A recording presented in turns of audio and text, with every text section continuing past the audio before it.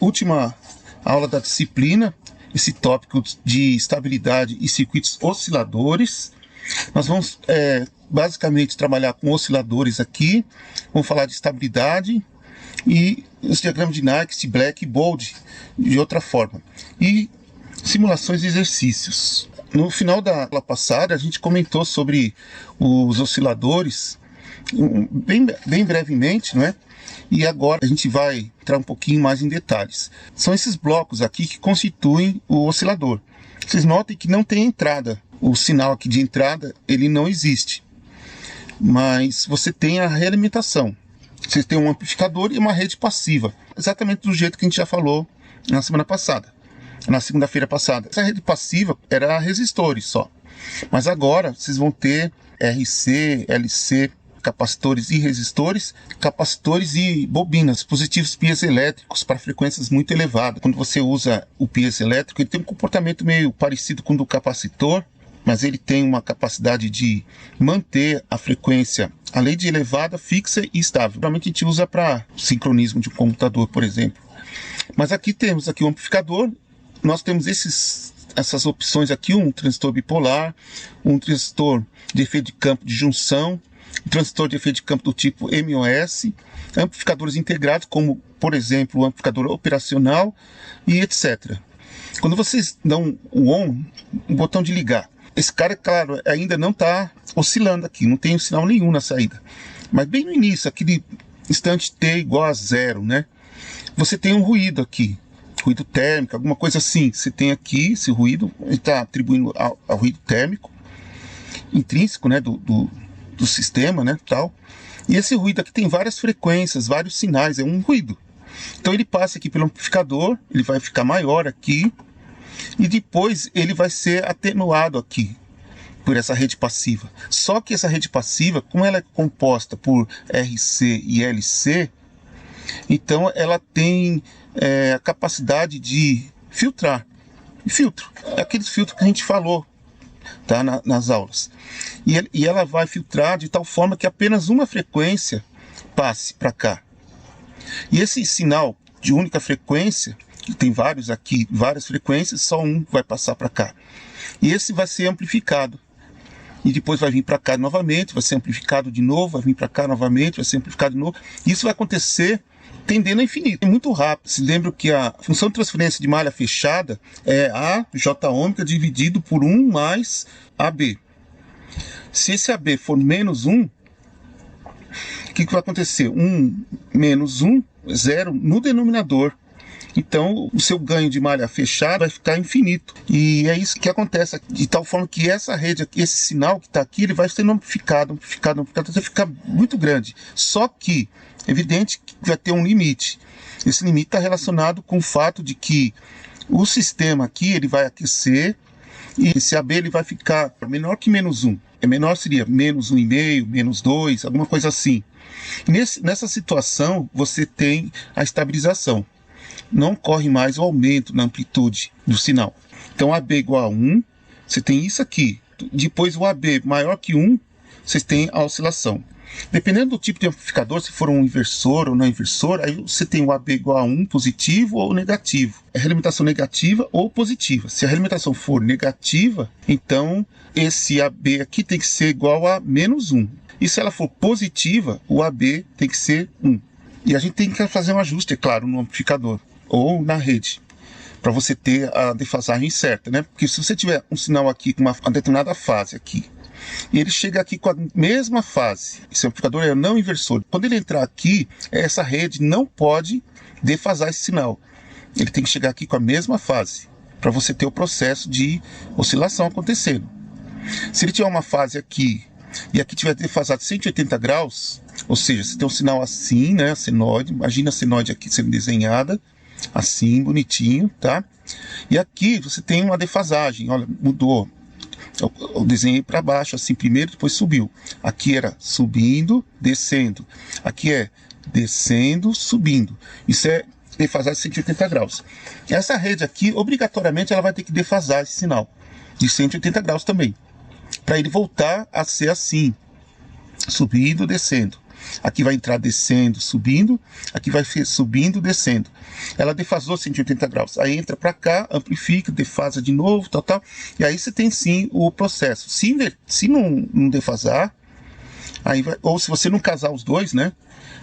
O amplificador inversor com uma rede que defasa. O amplificador não inversor com uma rede que não defasa. Vamos apresentar para vocês o primeiro amplificador. O amplificador de deslocamento de fase. Eu penso que ele é talvez o mais simples que vocês possam imaginar.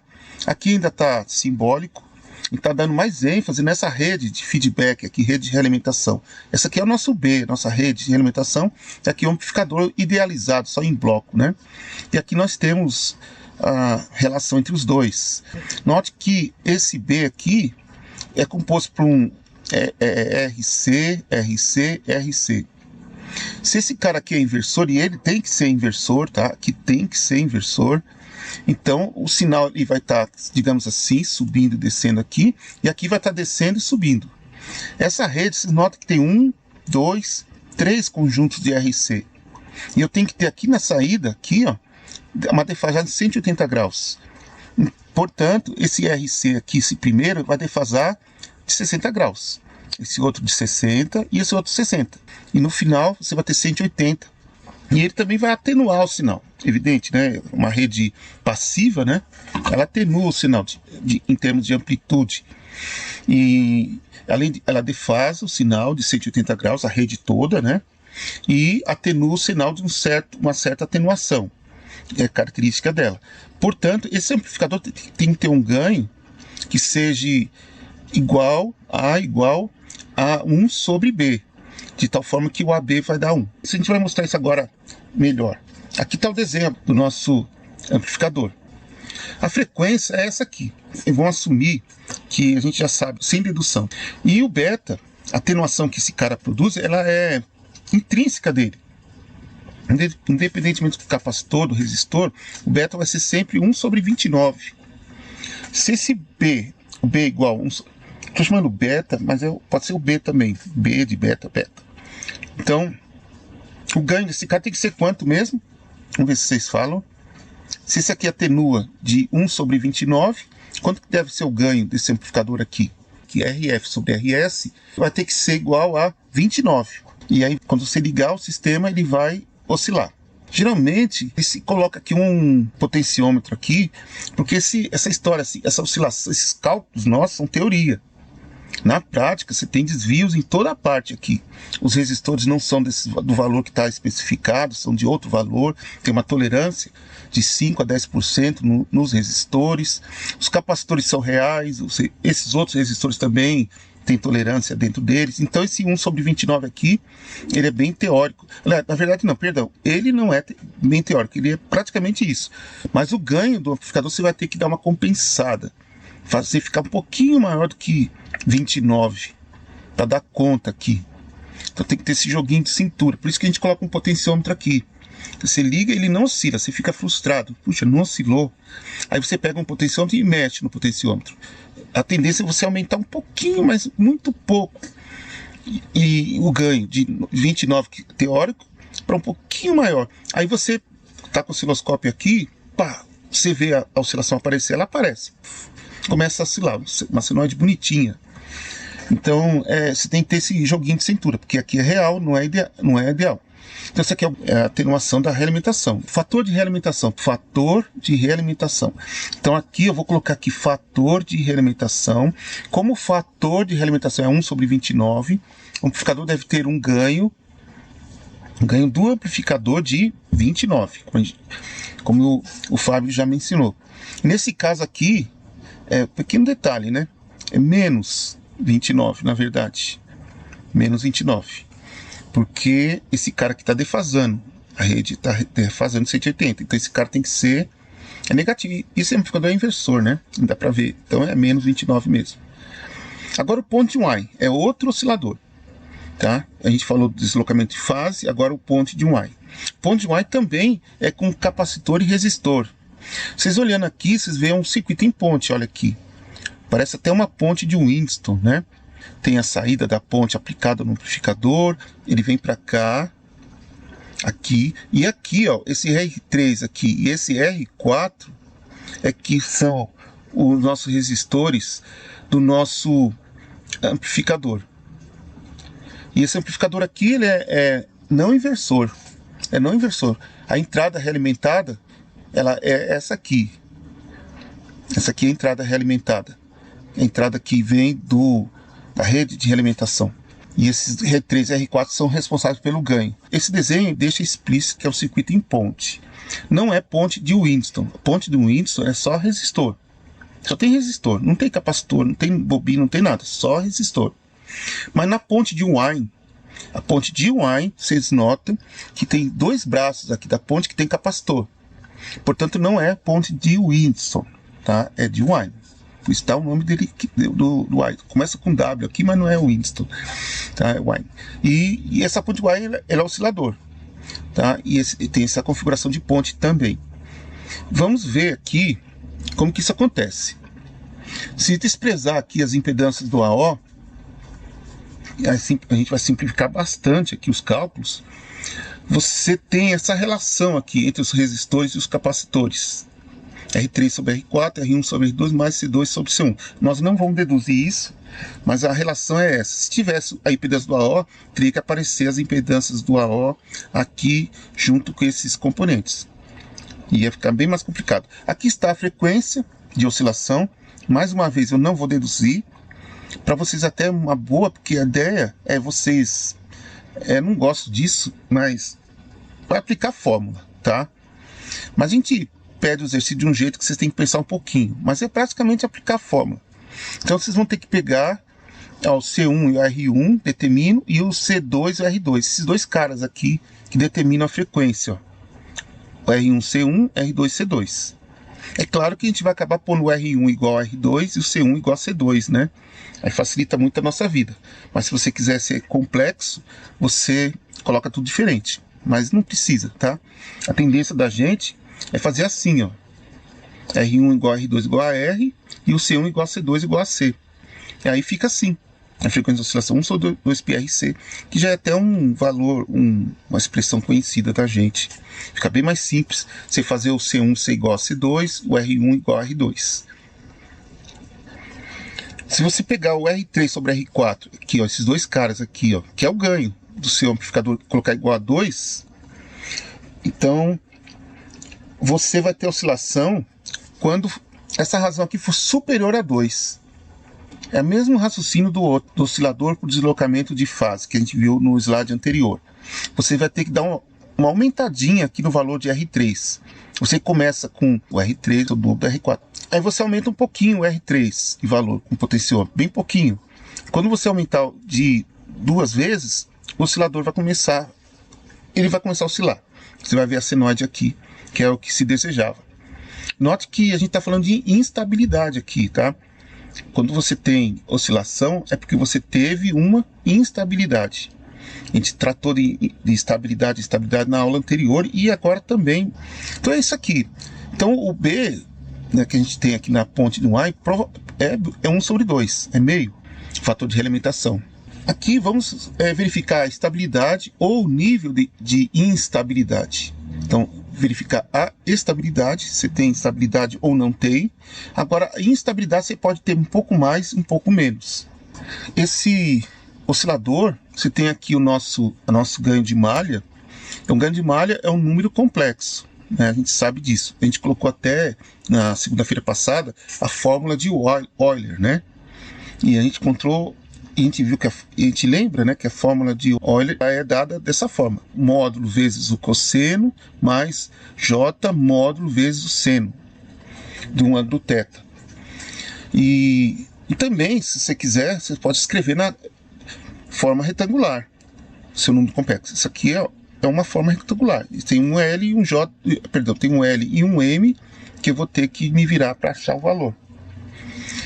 E aí eu encontro a representação disso aqui retangular. Não é bicho de 7 cabeças. E aí vocês entram com os 3 diagramas. O de Nyquist, o de Black e o de Bold. A ideia é que esses diagramas ajudem a gente a saber se ele é estável e saber se ele é instável. E se ele é instável, o quanto ele é instável. Por exemplo, Next tem aqui a parte real, que é aqui, versus a parte imaginária. A parte real, que seria o L. E aqui a parte imaginária, que seria o M. Em Next. Você vai fazer um gráfico disso aqui. Tá? Vai ser as coordenadas que a gente já comentou. E polares, né? E agora o Black vai ser o quê? O módulo disso aqui por θ. Só isso, θ. Aqui é diferente desse. Aqui é θ também. Mas você coloca os dois juntos no plano S, tá? Aqui não. Aqui vai ser, você tem os valores de θ, tem os valores do módulo. Só isso mesmo você faz. E faz o gráfico. O diagrama de Bode é velho conhecido, né? Módulo pela frequência. É o bom e velho diagrama de Bode que vocês já viram já lá em filtros e é bem conhecido. As novidades são o Next e o Black, sendo que o Next a gente já tratou na segunda-feira. O Black vai ser relativamente novo, mas na verdade ele é muito simples de vocês explotarem. Agora, o oscilador em ponto de wide de um jeito mais amigável. Esse desenho aqui é exatamente o mesmo desenho que a gente já mostrou. Esse aqui, ó, parece mágica, tá? Feitiçaria, alguma coisa assim, mas não é, tá? É redesenhado. Você redesenhando isso aqui, ó, você encontra isso aqui, igualzinho. Ó. Eu posso apostar $1 milhão aqui, que isso aqui é igual ao outro. Eu tenho certeza que eu vou ganhar. Se alguém duvidar, é igualzinho, idêntico, tá? Não tem diferença nenhuma. Mas esse desenho aqui deixa claro, né? O nosso fator de realimentação tá aqui bonitinho. As duas impedâncias aqui, ó, ZS, que é essa aqui, resistor mais capacitor, que é ZS, né? ZCS, a impedância do capacitor em série. E aqui, resistor em paralelo, a impedância ZCP, a impedância do capacitor em paralelo. Aí você faz aqui em paralelo aqui, faz e soma aqui, você calcula essas impedâncias aqui, ZP e ZS. Unido dessas impedâncias, você faz um divisor de tensão aqui, ó. Ó, o divisor de tensão. E esse B,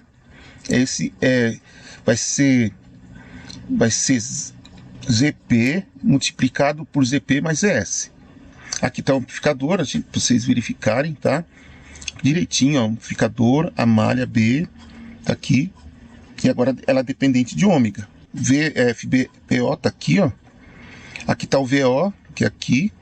Aqui tá ela desenhada da forma, vamos dizer assim, antiga, tá? Só para vocês visualizarem. E a nossa relação aqui, ZS e o ZP. Como eu mencionei, é de cabeça agora, tá? Então tá aqui tudo que a gente acabou de falar.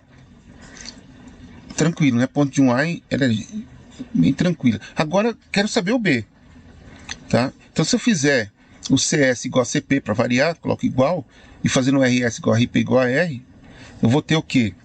Essa expressão aqui, e essa expressão aqui, que já são lá do slide anterior, estou reescrevendo aqui, e vamos substituir os valores. Olha aqui, o VF vai ficar isso aqui, ó, ZPVO, ZP mais ZS. Eu já mencionei isso lá, aqui já está escrito aqui. Aí você faz as contas. Substituir isso aqui, ó. Aqui, substituir tudo onde tinha que substituir. Ok? E aí eu faço a conta, vou continuar no outro slide, tá? Que eu vou ver o VF sobre VO. Aqui vai dar o B, que relaciona, né? O VO com o VF. Já está relacionado aqui. Então essa expressão no final você vai encontrar. Então você vai fazer as contas aqui, ó. Você vai encontrar isso aqui. E fazendo as contas, trabalhando aqui, vocês vão chegar aqui. Eu estou só fazendo aqui as contas. Dividir aqui por RC, dividir em cima e embaixo por RC ao quadrado. Aí ficou desse jeito, tá? E aqui, só para ficar na forma geral, tá no filtro de segunda ordem, que é velho conhecido de vocês também. Tem esse frequência de polo, que está relacionado com a frequência de ressonância, a frequência de corte, a frequência de menos 3 dB, que a gente viu lá em filtros. E agora eu vou pegar isso aqui, vou colocar aqui, ó. Eu estou pegando essa expressão, estou comparando com essa, e eu vou encontrar isso aqui. Tá vendo? Ó? Isso. Tá? Ó, isso aqui, comparo, ó. Aqui vai ficar o A2 é 0 e o A0 é 0. O A1 não. Aqui, olha aqui, olhando aqui, ó. O A1 vai ser 1 sobre RC. O A1 vai ser 1 sobre RC S. E aqui o S ao quadrado mais 2 sobre RC, 2 sobre RC vai ser o ômega P, esse fator de qualidade, mais 1 sobre RC ao quadrado, que é ômega P ao quadrado. É bem coerente. Pronto, aqui a gente sabe o ômega P aqui.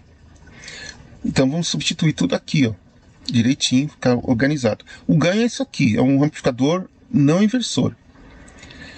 Só fazer isso aqui, AB é igual ao ganho multiplicado por essa expressão. Note que essa expressão é dependente do ômega. Note que tem um ômega P e tem o ômega. O ômega P é um certo valor, é 1 sobre RC. É 1 sobre RC o ômega P. Mas o ômega não, o ômega está variando de menos infinito a mais infinito. Então ele está variando. E essa expressão aqui é um número complexo, portanto, ele tem aqui uma forma retangular. L é a parte real e o M a parte imaginária. Tá? E o A já está incluso aqui. O A ele não tem, ó, nem capacitor nem resistor, como a gente já mencionou, ele é fixo. Tá? Só lembrando, se um amplificador operacional tipo 741, quando a frequência passa de 15 kHz, ele começa a atenuar esse A aqui e passa a haver uma dependência com a frequência. Mas tratar isso é bem complicado. Então a gente assume isso aqui constante, que você está trabalhando uma frequência inferior a 10 kHz. Pronto, vou fazer um exemplo. Esse circuito, ele é ou não é estável? Ou se ele é instável, quanto ele é instável? A gente vai analisar isso. E como que a gente vai fazer? Agora eu tenho um RF, o R1, eu posso escolher valores para esses caras aqui. Aliás, eu já sei os valores, né? A relação entre eles é 2. Então eu ponho 10K aqui e 5K aqui. Pronto, 10K e 5K. Ou 1K e 500 ohms. Tá? A relação entre eles é 2. E esses caras aqui eu substituo aqui. Pronto, estou com a minha ponte. Eu calculo a frequência facilmente, é 1 sobre RC. Em Hertz é 1 sobre 2π RC. Então é moleza isso aí. Mas eu não sei se esse cara é estável ou instável. Eu quero mostrar isso. Então vamos fazer isso. Então eu fiz aqui os valores que estão lá no slide anterior, aqui o desenho do circuito. O ômega P é 1 sobre RC. Eu acho que não falei 1 sobre raiz de RC não, né? É 1 sobre RC, tá? Não é raiz. 1 sobre RC. Aí faço a conta, vou achar 4.545 radianos por segundo. O AB então vai ser essa expressão. Essa expressão zona aqui. Aí você vai ter que trabalhar, aqui é braçal, tá bom? Braçal. Eu trabalhei aqui, espero que vocês deem um aumento de salário para mim, que eu fiz isso aqui. É braçal, isso aqui você tem que pegar, fazer todas as contas aqui. Aqui na verdade você vai fazer, esse aqui é o número real, aqui é só o imaginário do lado J, né? E aqui é o imaginário. Você tem que multiplicar em cima e embaixo pelo complexo conjugado, né? Lembra o complexo conjugado? E aí você faz as multiplicações, cálculo, cálculo, cálculo. Você vai chegar no L igual a isso e no M igual a isso. Essas duas expressões gigantescas, né? Mas não se assustem, tá? E aí você pode substituir. O L você põe aqui e o M você põe aqui. Então você tem na forma polar, que é o nosso AB. Então se você quiser plotar agora com essa expressão completa, se você quiser plotar o módulo como função da frequência, isso aí é o diagrama de Bode, né? Você só pega, calcula o módulo desse cara, o módulo desse cara, né? Que vai ser raiz de L ao quadrado mais M ao quadrado, tá? Esse é o módulo.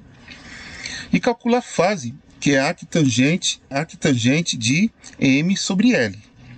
Aí você acha a fase, θ. E só que esse valor aqui, L e o M, eles dependem do ômega, que é o único cara que varia. O ômega P é o RC que determina esses componentes. Então o ômega P é fixo. O A é o RF e o R1 que determinam. Então ele é fixo. O único que varia aqui é o ômega. Portanto, vocês têm uma possibilidade de desenhar um gráfico do módulo desse cara em função do ômega. Isso aí vai ser diagrama de Bode. Agora, se você pegar, ao invés do ômega, você determinar que a arquitangente de M sobre L. A arquitangente de M sobre L, ou seja, a arquitangente disso aqui dividido por isso, vai dar a fase. Então eu vou fazer a arctangente de ômega igual a menos infinito até ômega igual a mais infinito. Eu não vou exagerar, vou fazer, digamos, ômega num certo valor até o outro, tá? Intervalo. Mas é um intervalão. E vários valores de ômega. E isso aqui tudo fixo. Então eu vou ter a fase arctangente disso sobre isso. Tem a fase variando com ômega. E o módulo, né? O módulo, ele também depende do ômega. O módulo pelo ômega é o diagrama de Black. E se eu fizer isso aqui em coordenadas polares, então eu vou ter o diagrama de Nyquist. Então basicamente é isso aqui que a gente vai ter que trabalhar. E vamos lá, vou colocar isso aqui numa planilha e mostrar para vocês. Aqui nós temos a planilha que nós levantamos com base nas fórmulas do slide anterior, a expressão do denominador comum, a parte real, a parte imaginária. Essa expressão aqui, ela é resultante. Essa planilha aqui, ela foi implementada a partir das duas equações para M e para L do slide anterior. Fizemos aqui esse denominador comum, essa expressão aqui correspondente ao denominador comum que nós temos aqui. Fomos substituindo os valores aqui de ômega P, de A e de ômega na expressão e fizemos essa coluna. A parte real, que é o L, e a parte imaginária, que é o M. O módulo, fizemos aqui o cálculo do módulo, que é a raiz quadrada de L ao quadrado mais M ao quadrado. A fase, que é a arctangente de M sobre L. E a fase em graus, que vai ser simplesmente transformar o que está em radianos para graus. E pronto, só fazer os gráficos. Então o gráfico de Nyquist, por exemplo, Nyquist é bem fácil de se obter. Basta pegar a parte imaginária como função da parte real. Então eu pego aqui a parte imaginária, venho aqui, clico aqui em traçar gráfico,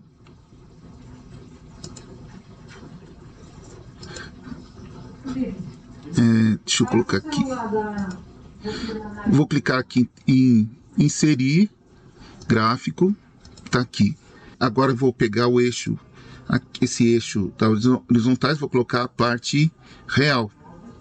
Eu seleciono, selecionar dados, venho editar, eu uso do Excel normal e eu puxo aqui a parte real e coloco igual. Pronto. Nós obtivemos aqui Nyquist. Pronto. Nyquist. O diagrama de Nyquist do nosso produto AJ ômega, BJ ômega. Agora vamos para Black, que vai ser o módulo com função da fase. Então vou pegar aqui o módulo, que vai ser o nosso eixo Y. Venho aqui inserir gráficos. Esse aqui vai ser o nosso Black, o módulo com relação à fase. Deixa eu colocar aqui em cima, de visualizar mais fácil aqui. Está aqui. Esse aqui vai ser Black. Vamos colocar aqui Black. Pronto. E vamos selecionar os dados aqui do eixo horizontal, eixo X, porque foi usado o default aqui do Excel. Então vamos obter aqui esses dados. Vai ser com função da fase. Eu posso usar em graus ou radianos. Vou usar em graus, vai. Vou usar aqui em graus, poderia ser radianos também. Então aqui está. Dou um OK. OK. E o que eu obtenho aqui? A minha curva de Black. Note que esse ponto aqui, que apareceu aqui perdido, é devido a essa coluna aqui. Se eu removê-la, eu não vou ter mais esse ponto aqui.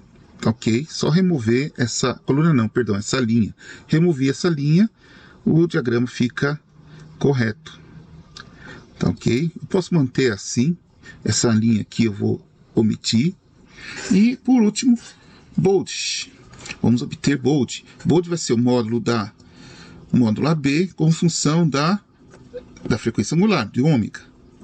Então, vamos lá. Vamos obter Bold. No caso do Bold aqui, vamos só colocar valores positivos de frequência angular, tá ok? Então vamos pegar aqui apenas os valores positivos aqui. Então todos os módulos que tem como frequência angular correspondente um valor positivo. Pronto. Agora só falta, vamos pegar aqui, selecionar dados, e vamos pegar o que mesmo? É a frequência, o próprio ômega. Então vamos pegar de 100 em diante. Pronto. Fiz as devidas seleções. Pronto. E aqui é Bolt.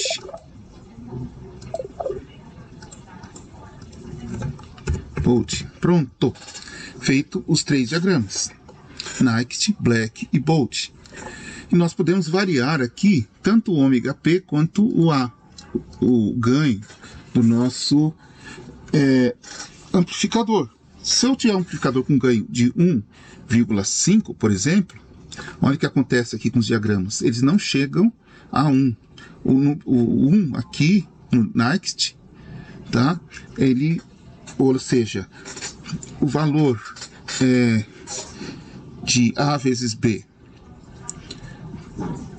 de A J ômega, B J ômega, para o θ igual a 180 graus, para o ômega correspondente ao θ igual a 180 graus, ele vai ser menor do que 1. Menor do que 1, indicando que não há oscilação, que há estabilidade. Semelhantemente o que acontece com Black.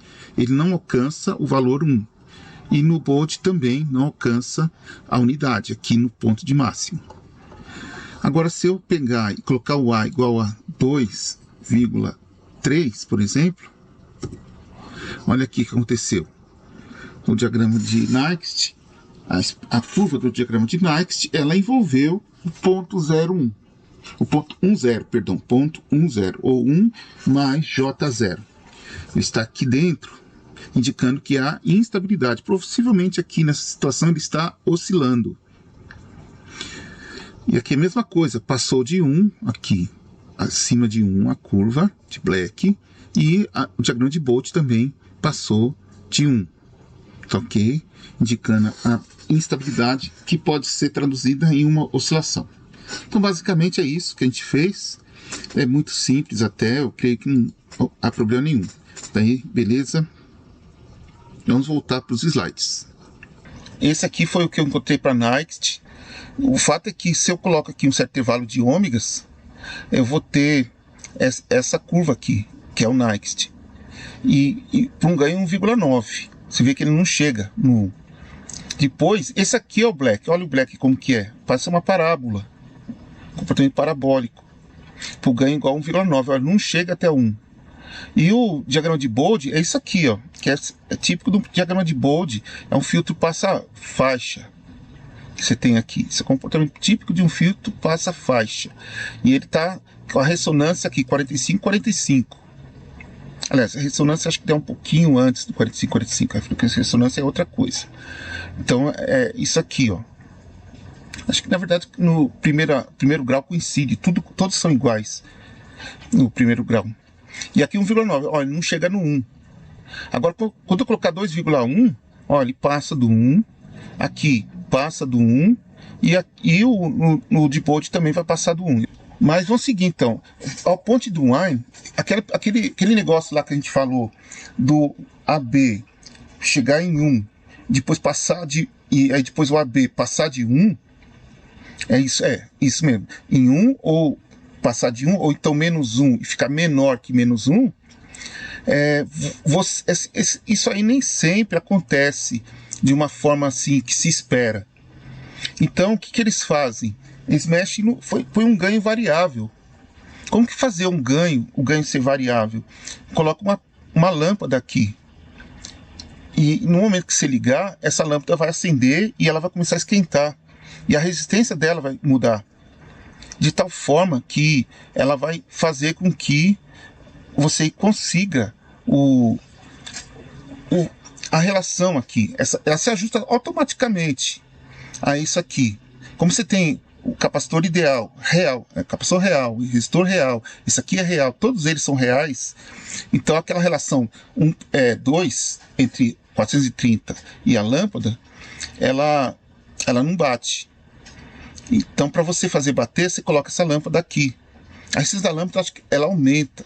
Então, provavelmente, o que vai acontecer? Quando você ligar, o AB vai estar maior que 2. Se ele está maior que 2, ela não oscila. Ele tem que chegar a 2 para oscilar.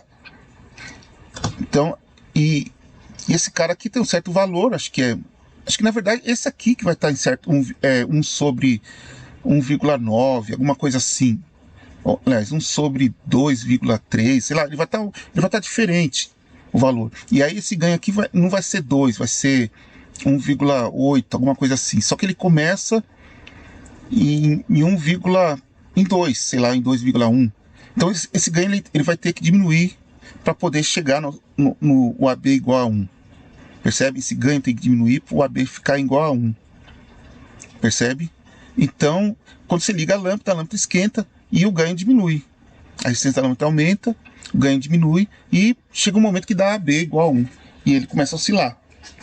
E quando ele começa a oscilar, essa oscilação vai produzir um aquecimento, uma mudança aqui nos parâmetros internos aqui do todo o sistema, de tal forma que vai passar um pouquinho. Porque a lâmpada vai se estabilizar. E aí você vai estabilizar num certo valor e você vai ter o seu circuito oscilando. Tá? Então, é mais ou menos isso que eu falei aqui, ó. Percebe? Aqui. O que eu falei está aqui escrito. A ideia é facilitar a oscilação. Tá? Essa é a ideia. Isso é bem comum, eles usam diodo também para fazer isso. E agora, só para a gente concluir, já estamos na reta final quase, uma simulação. Essa simulação eu vou pedir para vocês mesmos fazerem, tá? Se eu fazer, fica assim muito fácil demais, assim, a ideia é vocês mesmos fazerem. E ela é bem interessante, ó. Aqui é um circuito RLC, famoso RLC. E você tem uma bateria aqui, sinal contínuo. Quando eu ligar isso aqui, o que vai acontecer? O que eu vou visualizar aqui na tensão elétrica em relação à Terra, né, a referência, e a corrente que está passando aqui? O que eu vou ver? Vocês imaginam já o que vai acontecer? Logo que você ligar, a tendência é ocorrer a oscilação, né? Você tem um circuito LC e ele vai oscilar. Só que, como você tem uma perda aqui, se você tirar essa tensão aqui e colocar ela em 0, ele não vai permanecer oscilando, ele vai para 0. Se você tivesse um amplificador, você mantinha essa situação, mas como você não tem, então essa situação se acaba. Portanto, e outra coisa, se você tiver um tempinho, veja um apêndice, tem um apêndice lá que explica também sobre a tendência à oscilação do circuito LC. Aqui está o resultado, ó. Tanto da tensão quanto da corrente. Vocês percebem aqui, ó, ele vai oscilar e vai acabar de oscilar, vai parar de oscilar em algum momento, porque você não tem mais energia para o sistema, né? Ele foi trocando energia, as perdas características do capacitor e da bobina, eles fizeram com que houvesse uma dissipação dessa energia. Por isso que a gente modela o capacitor e a bobina. No caso da bobina, te modela a bobina como uma bobina ideal em série com uma resistência. E o capacitor é um capacitor ideal em paralelo com uma resistência. A ideia é o seguinte: quando você tem o sinal oscilando entre a bobina e o capacitor, você está tendo uma troca de energia entre os dois. Mas você tem resistências, né, que eu acabei de mencionar, que elas aquecem. O resistor, a única coisa que ele faz é aquecer. Já a bobina, ela armazena energia na forma de campo magnético. E o capacitor armazena energia na forma de campo elétrico. Então, mas o resistor não. O resistor não armazena energia. Ele simplesmente esquenta. E queima com a energia. Ele acaba com a energia. Então, ele é o cara que vai estar produzindo a perda, que vai levar a essa atenuação até o fim. E vai parar. Vai acabar. Vai ficar em 0. Tá, o capacitor vai ficar completamente carregado e a corrente vai ficar 0 e a tensão elétrica em cima da bobina vai ficar 0. Isso que vai acontecer, tá? Agora, se você tiver um amplificador, é diferente. O amplificador vai dar uma compensação com relação a isso. Agora, olha aqui a fase, ó, que interessante, ó, a fase da corrente com relação à tensão. Olha aqui, interessante. Você tem uma defasagem aqui. Nesse caso aqui, a defasagem está em 90 graus. Está em π/2. Aproximadamente aqui, ó. Dá para ver π/2 aqui de defasagem entre a tensão e a corrente. A ideia é vocês verem qual o motivo. Dá para entender um pouquinho, né, o motivo. Apresenta o capacitor da bobina, né? Ela não chega a 90 graus. Se fosse 90 graus, seria se tivesse só o capacitor. Tem a bobina junto e o resistor, então ela fica nesse intervalo entre 0 e 90 graus. E para terminar, os sintonizados, tá? Que são famosíssimos. Então você tem aqui o nosso circuito, ó, de oscilação, e essa malha B é isso aqui, ó. Essas impedâncias colocadas assim em relação ao amplificador. Essas impedâncias aqui são bobinas e capacitores apenas. O circuito aqui de realimentação é esse aqui, é a mesma coisa que isso aqui, né? Só coloquei só para ilustração. E aqui estão os dois caras, o Hartley e o Copitz. Eu pessoalmente sou fã do Hartley, não sei porquê. Acho que eu simulava ele, eu montei alguns circuitinhos com o Hartley para fazer, que era mesmo? Som de galinha, uma besteira que eu fazia lá no tempo que eu tinha 16 anos de idade, 17. Aí eu peguei, liguei o Hartley no alto-falante e fazia um som assim bem estranho, parecia uma galinha mesmo, alguma coisa do tipo assim, era bem estranho, eu gostava disso. E aí eu fiz com o Hartley. Aí mexia aqui, trocava os capacitores, os resistores, me fuçava e era bem legal. Mexia na frequência de ressonância, né? E aí o som mudava ficava mais agudo, mais grave, né? Eu achava isso legal. E eu montava muito com o Hartley. Já o Copitz é a mesma coisa, só o Copitz, tá? É que o Hartley eu tinha uma bobina L1, L2 que eu tinha, né? E aqui eu não tinha. Por isso eu montava Hartley. E aqui são esses dois circuitos. A malha de realimentação B é isso aqui, ó. Tá? É isso. É o nosso B. E aqui tem algumas observações, né? A tensão de realimentação é desenvolvida pelo divisor de tensão indutivo, o Hartley, tá? Que é isso aqui, ó. Esse divisor de tensão indutivo, ó. Aqui tem um divisor de tensão. Aqui, ó. Tá? O sinal de realimentação ele fica em cima, a saída da realimentação fica em cima do L2. E a entrada da realimentação fica em cima do L1. Por isso que ele fala, desenvolvida pelo divisor de tensão indutivo, L1 e L2. A tensão de saída aparece em L1, a tensão de realimentação aparece em L2, acabei de mencionar. No início da oscilação, o ganho da tensão precisa ser maior, ganho de tensão maior que 1/B. Maior ou igual, na verdade. Maior ou igual. Aqui é mais para igual do que para maior. E na prática utiliza-se um indutor com derivação e não dois indutores, que era o que eu tinha quando era garoto. Eu tinha uma bobina com derivação, que era uma só, era duas que parecia uma. E tinha 3 fiozinhos. E aí um deles era a derivação. Aí eu usava. E era bem fácil. E essas observações também valem para o Copitz. Só que o Copitz tem 2 capacitores e uma bobina, né? E as mesmas adequações aqui do que a gente falou aqui. Troca aqui para C1, para C2, C1, C2, aí fica o Copitz. Aqui é um outro exemplo de Hartley, só que é a transistor. Tá? Esse aqui é um Hartley com AO, esse aqui é um Hartley com transistor. Vocês olharem, é a mesma coisa. Esse aqui são a mesma coisa, só que você tem um amplificador emissor comum aqui, ó. Um emissor comum aqui.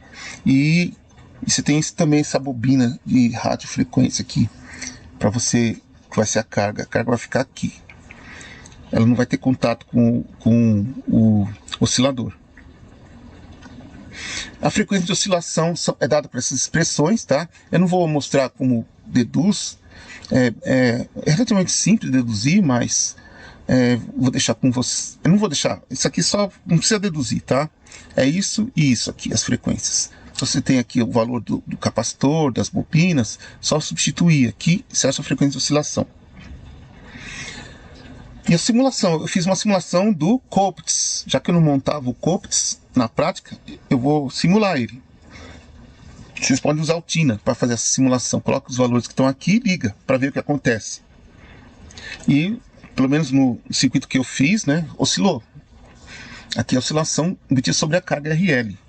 Tem uma carga aqui, RL, ó. É delicada a presença dessa carga, mas 470K não tem problema. Se eu colocasse uma carga de 1K, provavelmente não ia oscilar, tá? Ia ficar uma coisa estranha aqui, porque ia ficar em paralelo essa resistência com essa bobina. Não ia ter sentido, não ia oscilar. Agora 470K ele oscila. Então, você tem essa senoide oscilando. E ainda fiz uma brincadeirinha aqui, coloquei um analisador de espectro. Lá no Tina tem um analisador de espectro, você pode colocar o osciloscópio e o analisador de espectro juntos. E olha aqui o que o analisador de espectro apresenta, um pico aqui exatamente na frequência, a frequência de oscilação, né, do Hartley e do Kopitz, tá? Que no caso é do Kopitz. E eu coloquei alguns tempos, start time e tal, isso aqui para ajudar na simulação, se vocês quiserem utilizar esses valores, tá? E pronto, é só isso. Acabou a disciplina. The end. Por que são necessárias 3 sessões RC no oscilador por deslocamento de fase? Precisa de 3 para dar 180. Então tá. Parabéns. Isso mesmo. Aqui. É exatamente isso. Eu coloquei aqui a resposta, né? Cada sessão é responsável por 60 graus com relação à saída. Como são 3 concatenados, você tem 180. Então você precisa de 3.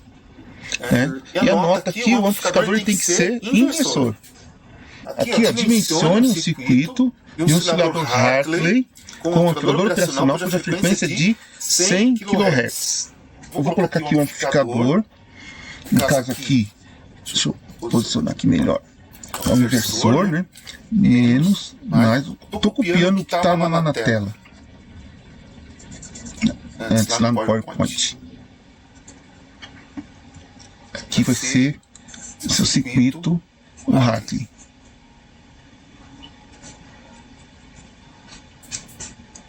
Aqui. Aqui é o L1. Aqui vai ser o C. Aqui é o L2. Aqui é o R1. E aqui é o RF. Ele realimenta para cá. Aqui. RF. E aqui a saída. Aqui que você vai ver a oscilação acontecendo. Então ele fala assim, que ele quer saber qual é para projetar, né?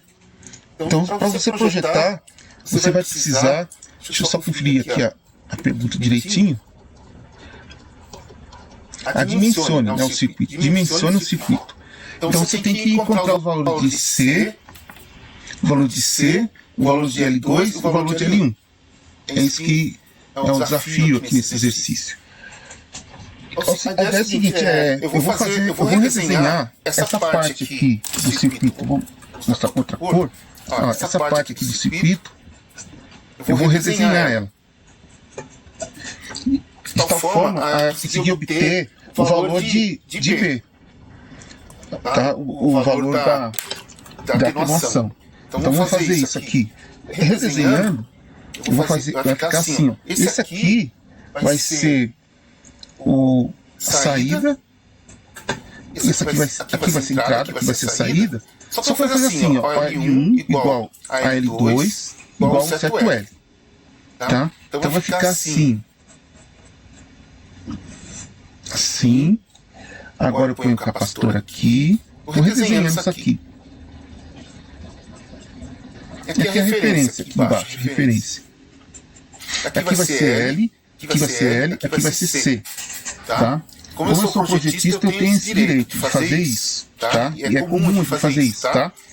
E é o tal do center tap, né? Você vai ter duas bobinas num transformador. Você pode ver isso um dia desses. Então aqui vai ser o meu VO e aqui vai ser o meu VI. O VI é a sinal realimentado. É o sinal que vem da saída, né? Da saída do AO. Esse aqui é o VI. Por que eu coloquei o VI aqui? Eu tô pensando no VI não na saída do circuito, mas o VI na entrada, porque o sinal ele tá nesse sentido, ó. Tudo bem? Vocês entendem, né? Aqui está a saída, ele vai realimentar a saída na entrada. Então a entrada aqui, ó, nosso ponto de vista aqui, ó, coloquei um olhinho aqui, um olho, tá? Você está vendo aqui o sinal entrando por aqui, ó. Tudo bem? Tranquilo? Então ele está entrando por aqui. Aqui seria o L1, tá? Se eu quisesse ser específico, podia colocar L1 e L2 aqui. Seria assim, L1 e L2 aqui. O L2 está aqui, ó. Aqui seria a minha saída. Aqui o VO. Tá? Porque o sinal está nesse sentido. Aqui em cima, o amplificador está nesse sentido, da esquerda para a direita. Aqui embaixo, na malha de alimentação, ele está no sentido oposto, da direita para a esquerda, certo? Então ele está fazendo isso, realimentando por isso. Então, assim eu vou calcular, vou colocar tudo igual aqui para facilitar as contas, tá? Então eu vou ter aqui, ó, VO, que é esse cara aqui, que é essa tensão aqui nesse ponto que está sendo realimentada, vai ser igual a VI, que multiplica, divisor da tensão. Aqui, ó, eu tenho aqui, ó, isso aqui corresponde ao ZC, esse cara aqui corresponde a um ZL, e esse cara aqui corresponde a um outro ZL. Então eu vou fazer essa pontinha aqui. Vou trocar até de cor aqui. Então vai ficar VI multiplicado por ZL, que é esse aqui. Aqui o divisor da tensão, ó. O VI está aqui, tá? Então o VI está aqui, mas aqui. Então eu tenho esse divisor da tensão, vocês estão vendo? Esse divisor da tensão aqui, ó. Tá? Então o VO vai ser o quê? O VO vai ser o VI, que esse aqui é o VI, tá? Tá tudo, vocês estão vendo, né? Multiplicado por ZL, divisor da tensão aqui é o ZL, que é o ZL, dividido por ZL mais ZC. Aqui, ó. Estão vendo? Aqui o ZC e aqui é o nosso divisor de tensão. O B, ele vai ser o quê? VO sobre VI, isso é igual ao B. Esse é o B. Que vai ser, por sua vez, igual a isso aqui, essa expressão. É só substituir. Eu vou pegar aqui, ó. O ZL é o quê? J ômega L. Então aqui, ó, o ZL vai ser J ômega L, esse ZL também é o mesmo, né? Mas o ZC, que é 1, o ZC vai ser 1 sobre J ômega C. Tá? Então, isso vai ser igual. Agora eu tenho que fazer o quê? Eu tenho que calcular isso aqui de tal forma a obter uma coisa nessa aparência aqui, ó, M mais J L. Por que o M J L? Mas é outro contexto. Tá? Vamos colocar de outro jeito, assim, ó, A mais JB. Isso aqui, ó, eu vou ter que uma parte real e uma parte imaginária. Por quê? Porque para esse cara aqui oscilar, o que vai acontecer? O A vezes o B tem que ser igual a menos 1. Ou seja, o AB ele vai ser o quê? Ele vai ser igual a um número real. Número menos 1 é número real. Se esse é o menos 1 é número real, então quer dizer que, quando eu fizer as contas aqui, eu tenho que zerar esse cara, JB. E outro detalhe, eu estou, digamos assim, que eu esteja afirmando para vocês que esse oscilador oscila. Uma certa frequência ômega. Oscila. Oscilando, vou colocar, oscilando. Eu quero que oscile. Então, no ômega de oscilação que eu quero, ele vai estar oscilando. Tá? Isso significa que essa expressão aqui do B, ela vai ter que ser necessariamente o quê? Estou assumindo que ele está oscilando. O valor de B vai ter que ser um número real ou um número imaginário? Ou os dois? Não dá para ser os dois. Vai ser real ou imaginário? Imaginário é só você cortar esse... Vai ser assim, né? Ficar J ômega L dividido por J ômega L menos J 1 sobre ômega C. Isso vai ser igual. Ó, nota que eu vou cortar esses J todos, ó. Vou cortar esse J com esse. Então vai ficar ômega L dividido por ômega L menos 1 sobre ômega C. Pronto.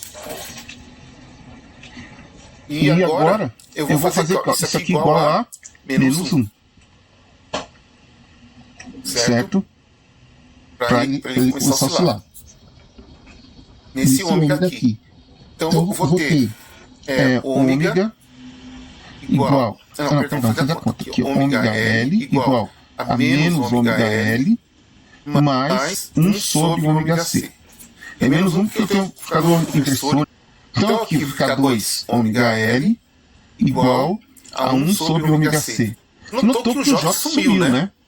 Como tinha que ser. Se eu estou afirmando que esse cara está oscilando, então o J tem que sumir. Ele não aparece. Então vai ficar aqui, ó, 2 ômega ao quadrado LC igual a 1. Vamos multiplicar esse ômega C para aqui para cima. Então ômega ao quadrado vai ser igual a 1 sobre 2 LC. Pronto, já projetei. Ômega é igual a 2πf. É isso, né? Então ômega vai ser igual a 2π. Se eu tenho F igual a 100K, que ele fala no enunciado que o F é 100 kHz. Aí eu passo para ômega, tá? Então ômega ao quadrado, ômega é igual a 2πf, que aqui é 2π 100K. Então eu pego aqui esse valor aqui, que vai ser 200π, e o K, quiloohms, tá? Eu pego isso aqui e levo ao quadrado, igual a 1 sobre 2. Aqui a ideia é o seguinte, ó. Eu vou colocar 2L e eu escolho o capacitor que eu quiser. Tá? Com bom senso. Tá? Então eu posso colocar um capacitor de 1 microfarads. Posso tentar. Vou usar um microfarads. Certo? Agora o L vai ser igual, aí só fazer a conta.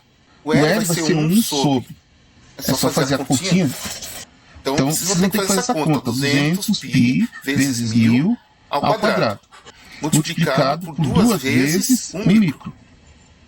Certo? Aqui vai ter 200 ao quadrado, π ao quadrado, 1000 ao quadrado, multiplicado por 2 vezes 10 a menos 6. Perdão, está muito bagunçado, né? Então esse aqui é o L. Acabou o exercício. Os L são iguais, o L1 e o L2, né? Então você coloca o L aqui, você coloca um L aqui, o outro L aqui, iguais. A gente sumiu igual no começo. E resolveu o problema. Eu só pedi uma parte do menos 1 ou 1. Ah, sim, perdão. Eu falei menos 1 ou 1, meio que confundindo vocês. Mas a ideia é vocês trabalharem sempre com menos 1. Vocês estão pensando aqui nessa expressão aqui, ó. Que a gente fez, AF igual a A dividido a J ômega dividido por 1 mais a J ômega, que eu coloquei J ômega, agora ficou mais chato aqui. Aqui. Essa expressão, lembra dessa expressão aqui, ó? Então esse A de J ômega aqui, ele tem que ser o número real, porque esse número 1 aqui é o número real. É o número 1. Tá? Não é o número J, nem 1 mais J. É 1. 1 é o número real. Então isso aqui, esse produto aqui, que é um número complexo, ele tem que ter um valor de ômega tal que isso aqui seja real. Tá? De lei isso aqui. Tá? E qual é o valor? Eu tenho que ter um valor que faça com que o denominador fique zero. Para o AF ser infinito. Para ele dar o tranco, para começar a oscilação.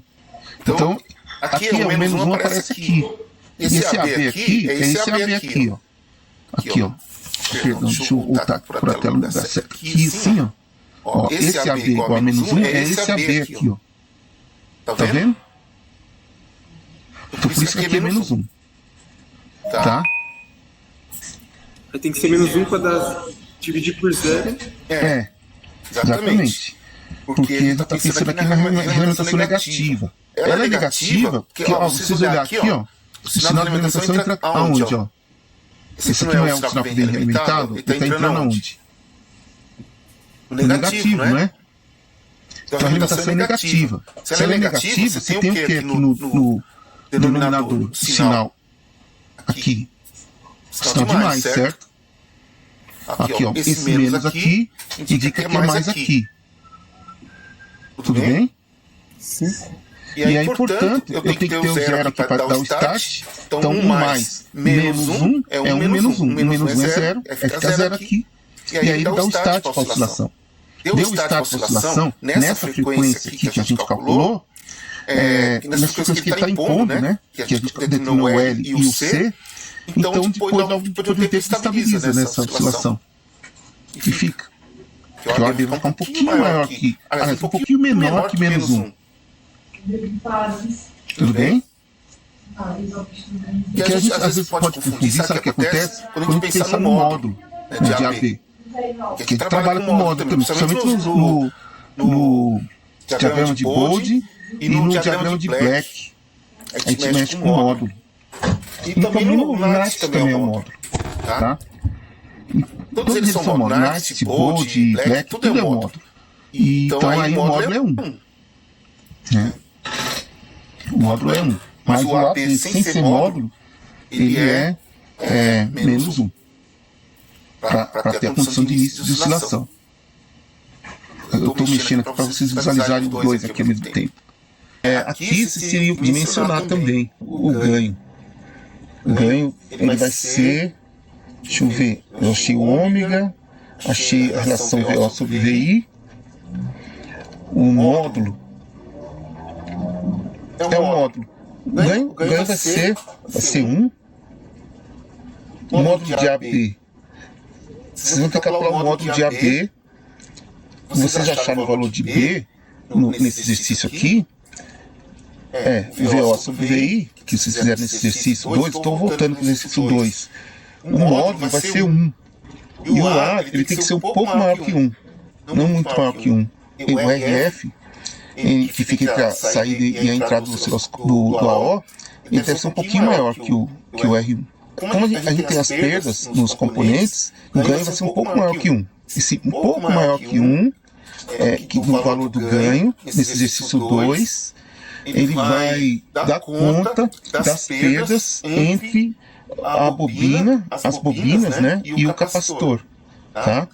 E você tem perdas lá, o efeito Joule, né? Então, ele vai dar conta disso lá, tá? Por isso que o ganho tem que ser um pouquinho maior, mas é maior que 1 só, tá? Curioso isso. Vamos ver a 3. Essa 3 aqui, eu não vou fazer todas, tá? Eu só agora eu vou começar a dar o caminho para vocês fazerem. Esse aqui ele pede para determinar a frequência de oscilação de um oscilador COPS, tá? A FET, com esses valores aqui de capacitâncias e bobinas. Aqui está o circuito. Então, esse circuito aqui tem um FET, tem um RG, aqui esses componentes aqui, mas não precisa levá-los em conta, tá? É aplicar só a fórmula, tá? Deixa eu só voltar rapidinho lá na fórmula.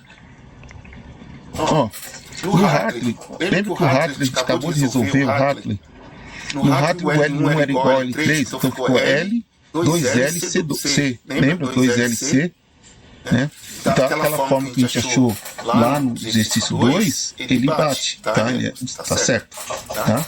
E aqui, no COPS, a expressão é essa, expressão chata, né?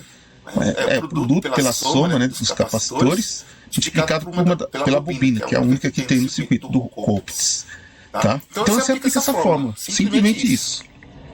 Eu vou deixar para vocês fazerem, tá? Só fazer a continha, ok? E você acha a frequência de oscilação. Não precisa fazer mais nada. Ele não está pedindo para você dimensionar, né?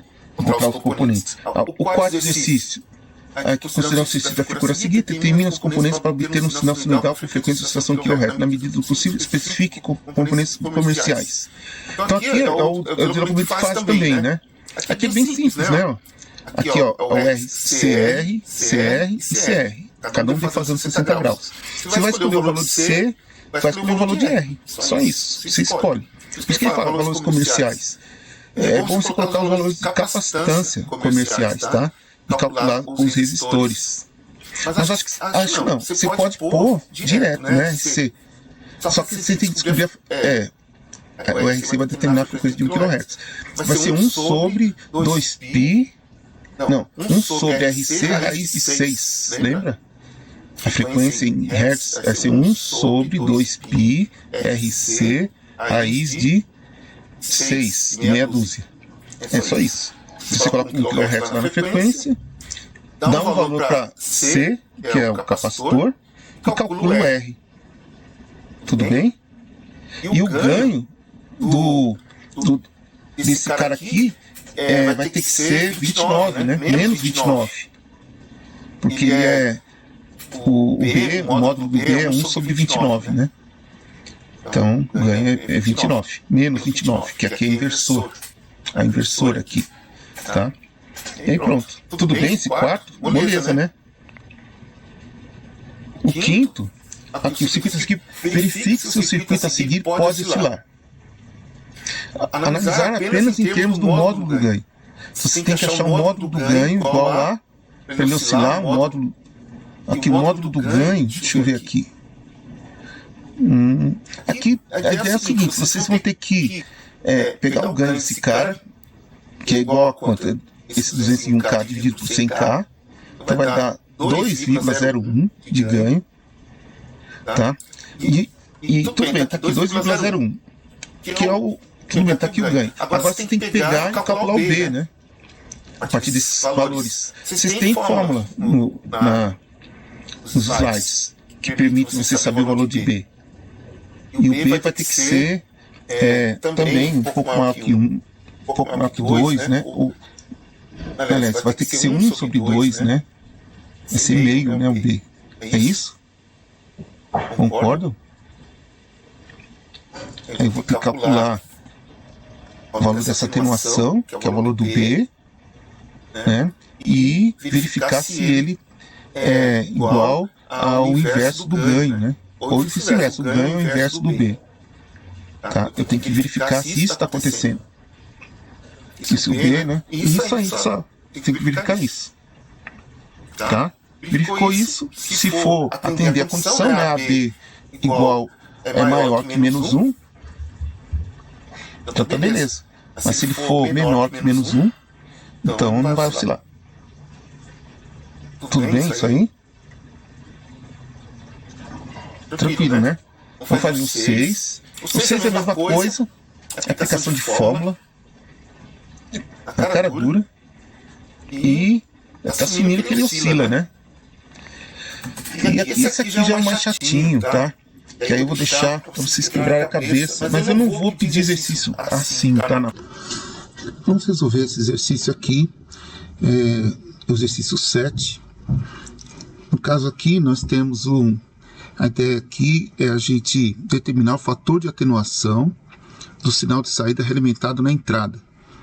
Essa ideia é encontrar aquele B, o B, que é o fator de atenuação. Nós temos o ganho, temos o B, nesse caso é o B que é pedido aqui. E ele já fala que esse circuito aqui tem como equivalente, é um tipo de realimentação, esse circuito aqui é um tipo de realimentação identificada como realimentação de tensão em paralelo. Também conhecido como amplificador transresistência.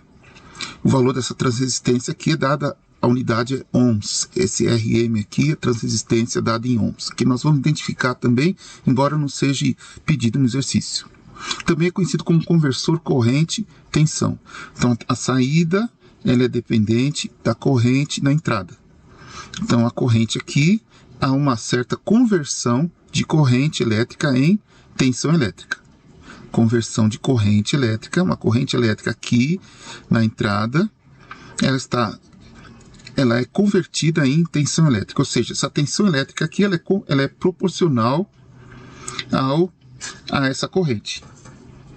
E é curioso que essa proporcionalidade entre essa tensão e essa corrente é dada por uma resistência. Essa resistência é a transresistência. Então, a constante de proporcionalidade entre a tensão elétrica da saída e a corrente elétrica na entrada é uma resistência. Ok? Porque você pega R vai ser igual a tensão VO dividido pela corrente I que está entrando aqui. A gente vai verificar isso na sequência. Então aqui está a nossa realimentação de tensão em paralelo. Temos realimentação de tensão em série, em tensão em paralelo, de corrente em série, de corrente em paralelo. São 4 tipos de realimentação. Nesse caso específico, nós estamos tratando a realimentação de tensão em paralelo. Para o amplificador não inversor, nós já vimos qual é o tipo de realimentação que nós temos lá. A ideia é vocês darem uma olhada, que nós tratamos disso numa das aulas, tá ok? É interessante vocês olharem lá para o amplificador não inversor.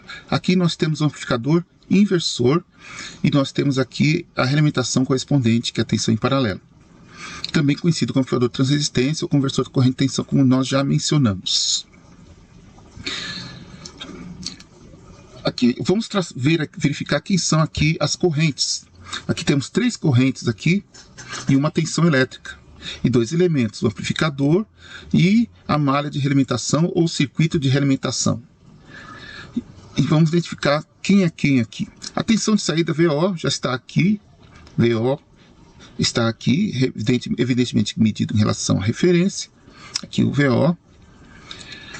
E as correntes. Essa corrente aqui que entra no amplificador é essa corrente. É até trivial olhar e ver que de fato é essa corrente. Também é fácil ver que essa outra corrente que passa pelo resistor R2, que é a corrente de entrada, que será convertida em tensão, ela é essa corrente. Tá ok? E por fim, essa corrente IF. Aonde ela está aqui? É exatamente essa corrente aqui, o valor de IF. Aqui está o IF. Tá? A corrente que passa pelo R1. Agora vamos observar aqui duas coisas decorrentes do fato desse amplificador ter um ganho muito elevado. Nós temos aqui um tal de terra virtual ou curto virtual. Então essa referência ela aparece aqui, porque o potencial aqui entre a entrada inversora e a não inversora é um potencial muito reduzido devido ao ganho elevado e a necessidade de ter um valor aqui não saturado de tensão. Então esse valor tem que ser muito pequeno. Então, portanto, esse potencial que está aqui e esse potencial eles são muito próximos. E daí a gente tira o conceito de terra virtual, que é a presença dessa referência, desse terra aqui, ou de curto virtual, que é esse ponto coincidindo com esse ponto. São duas formas de ver a mesma coisa. E não tem problema nenhum. E, portanto, o VS vai ser a tensão elétrica em cima do R2. Portanto, essa corrente IE aqui, ela vai ser VS sobre R2. E a tensão VO? A tensão VO vai ser a tensão elétrica sobre o R1. Note que a referência está aqui. Ó. Observe aqui o caminho, certo? Então essa tensão aqui VO, medida em relação à referência, vai ser exatamente a tensão em cima do R1. Espero que vocês consigam visualizar isso, ok? E, portanto, essa tensão VO vai ser o quê? Essa resistência R1 multiplicado pela corrente IF. Ou, melhor dizendo, né, o valor de IF é dado por VO dividido por R1. É o que nós falamos aqui. Acabamos de falar isso que está escrito aqui. Vamos continuar e vamos identificar aqui o B, o nosso fator de realimentação. Aqui nós temos... antes deixa eu animar isso. Agora, para determinar o valor B, aqui nós temos essa relação aqui entre a saída e a entrada por meio dessa fonte de corrente aqui, BVO. B, tensão de entrada, perdão. Agora, para determinar o fator de realimentação, dentro aqui do nosso circuito de realimentação ou malha de realimentação, nós temos que relacionar a tensão de saída com a corrente aqui na entrada. A corrente realimentada na entrada. Então a tensão na saída é realimentada na entrada por meio dessa corrente. Para que a tensão de saída seja realimentada na entrada por meio dessa corrente, é preciso multiplicar essa tensão de saída por um certo fator B, denominado fator de realimentação. Como aqui é uma corrente, aqui dentro tem uma fonte de corrente necessariamente. Se fosse uma tensão, teria uma fonte de tensão. E seria em série, não em paralelo. Aqui tem que ser em paralelo, porque é corrente. Então vamos lá, vamos identificar aqui as correntes, ó, como já fizemos no slide anterior. O IE está aqui, o II é este aqui, está aqui, o IF aqui, está aqui. Agora, o IF é dado por quê? VO sobre o R1, como nós já mencionamos no slide anterior. O VO sobre o valor de R1 vai resultar na corrente IF. Já a corrente IF, por sua vez, ela é dada por quê? Por BVO, que é essa expressão aqui, essa fonte de corrente, que determina aqui o IF. Note que essa aqui é uma fonte de corrente dependente, uma fonte de corrente dependente da tensão elétrica, ok? Então aqui está a corrente IF proveniente dessa fonte de corrente dada dessa forma aqui, uma fonte dependente da tensão VO. E combinando esses dois aqui, nós vamos encontrar o B, que é igual a 1 sobre R1. Só comparar essas duas expressões, nós vemos que o B é 1 sobre R1. Agora nós vamos obter aqui o valor da transresistência, que é a constante que relaciona o VO com o IE, a tensão de saída com a corrente de entrada. Por isso que é um amplificador de transresistência ou de conversor de corrente em tensão. Tá? Um conversor de corrente em tensão. Então, esse tipo de amplificador é conhecido como conversor de corrente em tensão. Então, existe uma relação entre a tensão de saída e a corrente de entrada, que é dada aqui por esse RM, sendo que esse RM tem dimensão, né, de resistência. Se você olhar aqui a lei de Ohm, o R vezes I, então essa resistência aqui tem dimensão de resistência em ohms, tá? Esse RM tem dimensão de resistência. Então vamos determinar esse RM, quanto que ele é, vamos verificar aqui. Primeiro, IE é VS sobre R2, então nós temos aqui o VE, RS é VS sobre R2, aplicando aqui o fato de haver aqui o terra virtual. Se o IF menos I é igual a VS sobre 2 e o I é quase zero, então nós temos aqui o EF é praticamente IE, e o IF vai ser igual a VS sobre R2. Então temos essa relação aqui, tá? Se o IF é aproximadamente o IE, então o IF vai ser VS sobre R2. Voltando aqui para essa expressão inicial, nós temos aqui o VO igual ao RM multiplicado pelo IE, que é VS sobre R2, que está aqui. Agora nós passamos o R2 aqui dividindo o VO, temos essa relação, VO sobre VS, RM sobre R2. Se nós substituirmos o VO pelo valor IF vezes R1, o VO vai ser IF vezes R1, já sabemos disso, né? O VO vai ser IF vezes R1, nós já temos esse resultado, né? Pelo fato de ter um terra virtual aqui, um curto virtual, e o VS vai ser essa expressão aqui, ó, IF vezes R2. VS vai ser igual, ó, VS vai ser igual a IF vezes R2, que por sua vez é igual a RM sobre R2.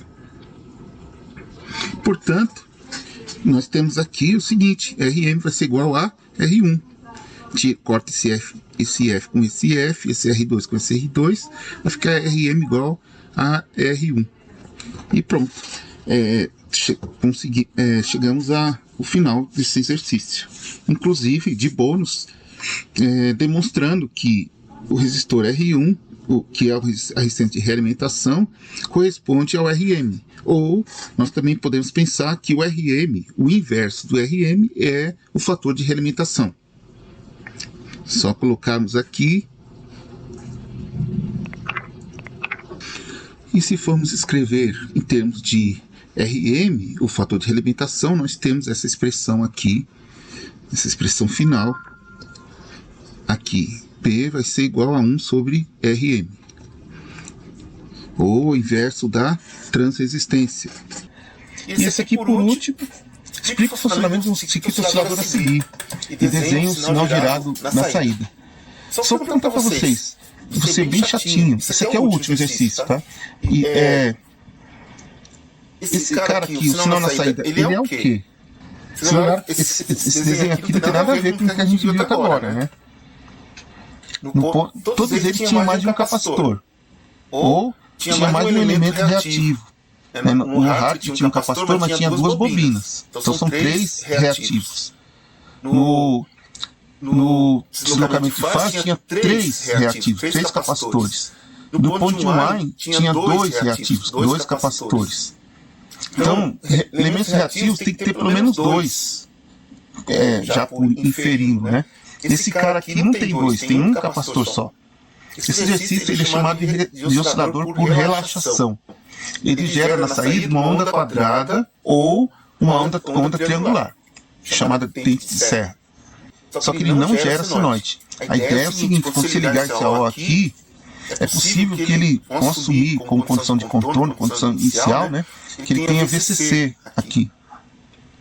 Então, como ele tem VCC aqui, e aqui tem mais VCC aqui, é porque aqui estava maior do que aqui. O mais aqui estava maior do que esse aqui, na hora que você ligou. Então, esse mais VCC, ele vai vir para cá, ele vai carregar esse capacitor. Aqui, essa tensão aqui vai ser menor que a saída, devido ao divisor. Tá? Então, na medida que esse capacitor for carregando, vai chegar uma hora, quando estiver na meia carga, quase no metade de VCC, se esse aqui, o R1 for igual a R2, vai ter a transição para menos VCC. E quando for menos VCC, eu tenho um divisor de tensão aqui, então vai ficar tem uma fração de menos VCC, e esse capacitor aqui ele tende a descarregar. E ele descarrega de tal forma que vai chegar uma hora que ele vai ficar menor do que esse aqui. E quando ele ficar menor que esse aqui ele vai passar para VCC de novo. Então vocês percebem que vai ter um momento que o capacitor carrega, e aí ele vai ficar com VCC, e quando o capacitor descarregar, começar a descarregar, vai ter um momento que ele vai mudar para menos VCC. E assim sucessivamente. Então carrega, descarrega, carrega, descarrega, e então você tem uma oscilação aqui. Então, até mais. Tchau, tchau pra vocês. Tchau, tchau.